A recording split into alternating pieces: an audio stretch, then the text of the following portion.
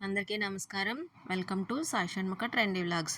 ఈరోజు ఈ వీడియోలో మనం గయాసురుడి కథ గురించి తెలుసుకుందాం. పాదగయగా ప్రసిద్ధి చెందిన పిఠాపురం పుణ్యక్షేత్రాన్ని దర్శిస్తూ గయాసురుడి కథను గురించి తెలుసుకుందాం. అసలు గయాసురుడు అంటే ఎవరు? సత్యయుగంలో గయాసురుడు అనే రాక్షసుడు ఉండేవాడు. రాక్షసుల్లో చాలామంది విష్ణు విరోధులైతే విచిత్రంగా అతడు అమిత విష్ణు భక్తుడు. అనుదినము విష్ణువుని భక్తి ప్రపత్తులతో పూజించేవాడు. కొన్నాళ్లకు విష్ణు సాక్షాత్కారం కోసం అతడు తపస్సు ప్రారంభించాడు. కాలచక్రంలో నెలలు సంవత్సరాలు గిర్రున తిరిగిపోయినా విష్ణువు మాత్రం ప్రత్యక్షం కాలేదు. గయాసురుడు తపస్సును మరింత తీవ్రతరం చేశాడు. మహోగ్రంగా సాగుతున్న అతడి తపస్సును చూసి దేవతలకు భయం మొదలైంది. అసలే రాక్షసుడు. అతడి తపస్సు ఫలించి వరాలు దక్కితే అమిత శక్తిమంతుడై సజ్జనులను పీడించగలడని వారు ఊహించారు. గయాసురుడి తపస్సును ఎలాగైనా భంగం చేయాలని దేవతలంతా పథకం పన్నారు. ఆ పథకం ప్రకారం దేవతలలో ఒకరు గయాసురుడి దగ్గరకు వెళ్ళారు. చాలా దూరం నుంచి వస్తున్నాను, నాకు అలసటగా ఉంది, నీ భుజం మీద విశ్రాంతి తీసుకోనా అని అడిగాడు. సంతోషంగా అంగీకరించాడు గయాసురుడు. ఆ దేవుడు గయాసురుడి భుజం మీదకి చేరి నడుం వాల్చి విశ్రమించాడు. తరువాత దేవతలందరూ ఒక్కొక్కరే మొదట వచ్చిన వాడి మాదిరిగానే గయాసురుడి దేహంపై ఆశ్రయం పొందారు. నెమ్మదిగా దేవతలందరూ గయాసురుడి దేహాన్నే పానుపులా చేసుకుని ఆక్రమించుకున్నారు. తన శరీరం మీదకి చేరే దేవతల సంఖ్య పెరిగే కొద్దీ గయాసురుడు తన శరీరాన్ని అంతకంతకు భారీగా పెంచసాగాడు. గయాసురుడి శరీరం మీదకి చేరిన దేవతలంతా నెమ్మదిగా అతన్ని అణగదొక్కడం ప్రారంభించారు. దేవతల ఉద్దేశాన్ని గ్రహించాడు గయాసురుడు. అయినా విష్ణువుపై గల అచంచల భక్తి కారణంగా అతడు దేవతలను ప్రతిఘటించలేదు, కనీసం పరుషంగా నిందించలేదు. దేవతలారా, మీ అభీష్టానుసారం నేను భూమిలోకి వెళ్ళిపోతాను. అయితే మీరు నాకు మాట ఇవ్వాలి అన్నాడు గయాసురుడు దేవతలతో. అదేమిటో చెప్పు ముందు, దేవతలంతా ముక్తకంఠంతో అన్నారు. ఇన్నాళ్ళు మీరు నన్ను అంటిపెట్టుకునే ఉన్నారు. నేను భూమిలోకి వెళ్ళిపోయిన తరువాత కూడా మీరంతా నన్ను విడిచిపెట్టకుండా ఉండాలి. అలా మాట ఇవ్వండి చాలు నాకు అన్నాడు గయాసురుడు. సరేనంటూ దేవతలందరూ అంగీకరించారు. గయాసురుడు దేవతలతో స్వచ్ఛందంగా భూమిలోకి కూరుకుపోయాడు. గయాసురుడి అచంచలమైన భక్తికి మెచ్చిన విష్ణువు ఆ స్థలంలో ప్రత్యక్షమయ్యాడు. గయాసురుడి ఆత్మను ఆ స్థలాన్ని ఆశీర్వదించాడు. విష్ణువు ప్రత్యక్షమైన చోట ఆయన పాదముద్రలు ఏర్పడ్డాయి. గయాసురుడు గతించిన ఆ చోటు పరమ పవిత్ర క్షేత్రంగా వర్ధిల్లుతుందని విష్ణువు అనుగ్రహించారు. గయాసురుడి శరీరం విస్తరించినంత మేర 3 చోట్ల కీలక స్థానాలుగా పవిత్ర క్షేత్రాలుగా మారాయి. గయాసురుడి శిరస్సు ఉన్న చోట శిరోగయ, నాభి ఉన్న చోట నాభిగయ, పాదాలు ఉన్న చోట పాదగయగా ప్రసిద్ధి చెందాయి. శిరోగయ బీహార్లో గయా క్షేత్రంగా ఉంది. నాభిగయ ఒడిశాలోని బిర్జాదేవి క్షేత్రంగానూ ఉంది. పాదగయ ఆంధ్రప్రదేశ్లోని పీఠికాపుర క్షేత్రం, ఇప్పటి పిఠాపురంగా వెలసాయి. గయాసురుడి తల భూస్థాపితమైన చోట బ్రహ్మదేవుడు స్వయంగా యజ్ఞం చేశాడు.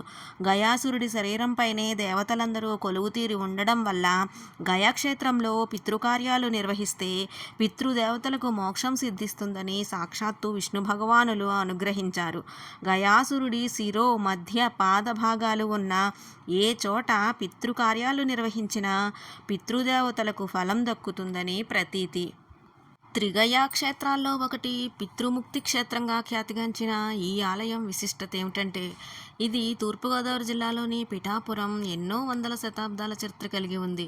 ఈ క్షేత్రం జైన, బౌద్ధ, శైవ, వైష్ణవ దివ్యక్షేత్రాల కూడలిగా ప్రసిద్ధి పొందింది. పిఠాపురాన్ని పూర్వం పీఠికాపురం అని కీర్తిగాంచింది. ఇక్కడ వెలసిన పురుహూతిక అమ్మవారు అష్టాదశ శక్తిపీఠాల్లో 10వ శక్తిపీఠం. ఇక్కడ లింగం కుక్కుటేశ్వర స్వామిగా ప్రసిద్ధి చెందింది. చుట్టూ పచ్చని పొలాలు, ప్రకృతి రమణీయ దృశ్యాలు, మరోవైపు గోదావరి నదికి నెలవైన ఈ పిఠాపురం ప్రస్తావన పురాణాల్లో కూడా ఉంది. అందుకనే పిఠాపురాన్ని పాదగయ అని కూడా అంటారు. ఇక్కడ ఉన్న తటాకాన్ని పాదగయ తీర్థమని అంటారు. పాదగయ తీర్థం వద్ద గయాసురుని పాదాలు ఉన్నాయి కనుక ఇక్కడ పెద్దలకు శ్రాద్ధకర్మలు నిర్వహిస్తే పుణ్యలోకం ప్రాప్తిస్తుందని నమ్మకం. పాదగయ కోనేరుకు ముందు తూర్పు ముఖంగా కుక్కుటేశ్వర స్వామి దేవాలయం ఉంటుంది. గుడికి ఎదురుగా పెద్ద ఏకశిలా నంది విగ్రహం ఉంటుంది. ఈ నంది శ్రీశైలంలోని నందిని పోలి ఉంటుంది. ఇక గర్భాలయంలో కొలువైన కుక్కుటేశ్వర స్వామి లింగం తెల్లగా ఉంటారు. స్వచ్ఛమైన మనసుతో కోరి కొలిచిన వారి కోర్కెలు తీరుస్తున్నాడు ఈ బోళా శంకరుడు. కుక్కుటేశ్వర స్వామి ఆలయానికి ఇరువైపులా పురుహూతిక అమ్మవారి ఆలయం, శ్రీపాదుల ఆలయాలు ఉన్నాయి. ఈ గుడి చాలా చిన్నది అయినప్పటికీ అష్టాదశ శక్తి పీఠాల శిల్పాలు చెక్కబడి ఎంతో అందంగా ఉంటుంది. పిఠాపురం దత్తక్షేత్రాల్లో ప్రాముఖ్య క్షేత్రం. శ్రీ గురు దత్తాత్రేయుని ప్రథమ అవతారమైన శ్రీపాద శ్రీవల్లభస్వామి ఈ క్షేత్రంలోనే జన్మించారు. శ్రీ కుక్కుటేశ్వర దేవాలయంలో శ్రీ దత్తాత్రేయ స్వామి స్వయంభూ విగ్రహ రూపంలో దర్శనమిస్తారు. భారతదేశంలో దత్తాత్రేయుని స్వయంభూ విగ్రహం కేవలం పిఠాపురంలో మాత్రమే ఉంది. మిగతా దత్తక్షేత్రాల్లో స్వామివారి పాదుకలు మాత్రమే పూజలను అందుకుంటాయి. త్రిగయా క్షేత్రాల్లో ఒకటైన పాదగయ క్షేత్రం పితృముక్తి కర్మక్షేత్రంగా ఖ్యాతిగాంచింది. ఈ ఆలయానికి చేరుకోవడానికి బస్సు సౌకర్యం ఉంది. ఇక రైలు మార్గం ద్వారా చేరుకోవాలంటే సమీపంలో సామర్లకోట రైల్వే జంక్షన్ వద్ద దిగాల్సి ఉంటుంది. పిఠాపురం నుండి కేవలం 10 కిలోమీటర్ల దూరంలో మాత్రమే ఈ క్షేత్రం ఉంటుంది. పుణ్యాన్ని ప్రసాదించే పురుహూతికా శక్తిపీఠం ఎక్కడ ఉందో తెలుసా? పురాణాల ప్రకారం దత్తయజ్ఞం ద్వారా భస్మమైపోయిన పార్వతీదేవి మరణించిన తరువాత విష్ణుమూర్తి తన సుదర్శన చక్రంతో పార్వతీదేవి శరీరాన్ని ఖండించినప్పుడు ఆమె శరీర భాగాలు పడిన 101 ప్రదేశాలలో ఆలయాలు వెలసాయని వాటిని శక్తిపీఠాలుగా భావిస్తాము. ఈ విధంగా వెలసిన ఆలయాలలో 18 శక్తిపీఠాలు ఎంతో పవిత్రమైనవి. అందుకే వాటిని అష్టాదశ శక్తిపీఠాలుగా పిలుస్తారు. 16 శక్తిపీఠాలు మన దేశంలో ఉండగా 2 శక్తిపీఠాలు ఒకటి శ్రీలంక, ఒకటి పాకిస్తాన్లోనూ ఉన్నాయి. ఈ 16 శక్తిపీఠాలలో ఒకటి తెలుగు రాష్ట్రంలో వెలిసింది. మరి ఆ శక్తిపీఠం యొక్క ప్రాముఖ్యత ఏమిటి? అక్కడ అమ్మవారిని ఏ విధంగా పూజిస్తారు? ఆలయ విశిష్టత ఏమిటో తెలుసుకుందాం. కాకినాడకు దగ్గరగా ఉన్నటువంటి పిఠాపురం సంస్థానాధీశుల పాలనలో వైభవంగానూ శోభాయమానంగానూ వెలసిల్లిన రాజక్షేత్రం పిఠాపురం. నాటి మహారాజుల భవనాలు, కట్టడాలు చరిత్రగర్భంలో కలిసిపోయాయి. వీటితో పాటు అష్టాదశ శక్తి పీఠాలలో ఒకటైన శ్రీ పురుహూతికా పీఠం కూడా కాలగర్భంలో కలిసిపోయింది. 1998వ సంవత్సరంలో ఆలయ పునర్నిర్మాణానికి శంకుస్థాపన జరిగింది. కొత్తగా నిర్మించిన ఈ ఆలయంలో అమ్మవారికి నిత్య పూజలు, కుంకుమార్చన కార్యక్రమాలు పెద్ద ఎత్తున జరుగుతున్నాయి. పురాణాల ప్రకారం ఈ ఆలయంలో వెలసిన అమ్మవారికి ఇంద్రుని చేత పూజింపబడిందని చెబుతారు.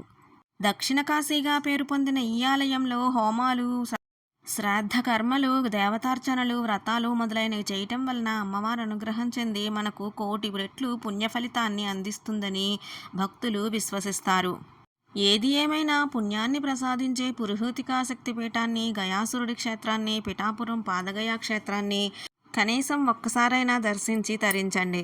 ఈ వీడియో మీకు ఎలా అనిపించిందో కామెంట్ సెక్షన్లో కామెంట్ చేయండి. వీడియో నచ్చితే లైక్ చేయండి, షేర్ చేయండి. ఇలాంటి మరిన్ని మంచి వీడియోల కోసం సాయి షణ్ముఖ ట్రెండీ వ్లాగ్స్ ఛానల్ని సబ్స్క్రైబ్ చేసుకోండి. Thank you for watching.